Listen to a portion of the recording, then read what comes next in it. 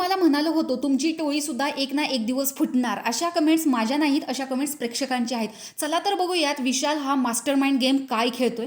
तर इथे विशालचं असं झालेलं आहे की काल जेव्हा तो उभा होता नॉमिनेशनसाठी, त्यावेळेस त्याला नॉमिनेट करायला तन्वी आणि राकेश हे खूप जास्त एक्सायटेड होते.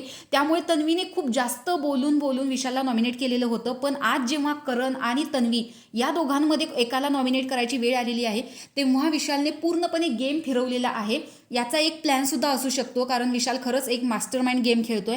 तर इथे तो तन्वीला म्हणतोय की तन्वी गेल्या 2-3 आठवड्यामध्ये खूप जास्त दिसली गेलेली आहे, त्यामुळे मी तिला अनसेफ नाही करणार, म्हणजे मी तिला नॉमिनेट नाही करणार, मी आता करणला नॉमिनेट करणार आहे. तर दीपाली सय्यदचा ऑलरेडी मूड गेलेला आहे, कारण दीपाली आणि तन्वी दोघांची भांडणं झालेली, त्यामुळे एकमताने यांनी असा निर्णय घेतलेला असू शकतो. पण विशालचं याच्यावरती एकमत होणं हा खरंच खूप एक मास्टरमाइंड गेम खेळताना दिसतोय.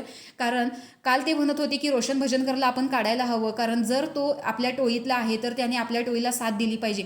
पण आज इथे विशालच रुचिताच्या अगेन्स्ट जाऊन, अनुश्रीच्या अगेन्स्ट जाऊन इथे गेम खेळताना दिसतोय. त्याच्यामुळे सगळ्यांना आता उत्सुकता आहे की इथं विशाल नेमका कशा पद्धतीने गेम फिरवताना दिसतोय. त्यामुळे रुचिताचा इथे खूप जळफळाट होताना दिसतोय, कारण ज्या पद्धतीने ती विशालला सांगते की तुला जर तिच्याकडे जायचं असेल किंवा तिला जर आपल्या टोळीमध्ये घ्यायचं असेल, कारण रुचिता तन्वीच्या भरपूर अगेन्स्ट आहे, तर मला आधीच सांग, नाहीतर मी टोळी याची सोडून देते.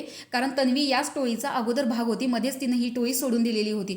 तर अशा पद्धतीने इथे रुचिताचा जो राग आहे तो अनावर झालेला आहे आणि विशाल ह्या सगळ्या गोष्टी हसून घेतोय, कारण त्याच्या डोक्यात नक्कीच एक मास्टरमाइंड प्लॅन चालू आहे की तन्वीलाही आपल्या टोळीमध्ये घ्यायचं. मग तर त्यांच्याकडे बोलणारं असं कोणीच राहणार नाही.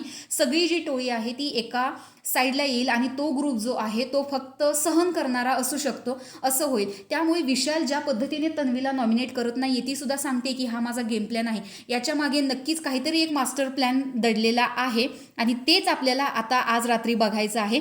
तर विशालला नॉमिनेट करून सुद्धा त्याने तन्वीला वाचवलेलं आहे, याच्या पाठीमागे नक्कीच काहीतरी विशालचा प्लॅन आहे. याबाबत तुम्हाला काय वाटतं हे कमेंट बॉक्समध्ये नक्की सांगा. आणि रुचिताचा जो राग आहे तो तर आपण आज पाहणारच आहोत. तर यासाठी आपल्या चॅनलला सबस्क्राईब करा. बाय.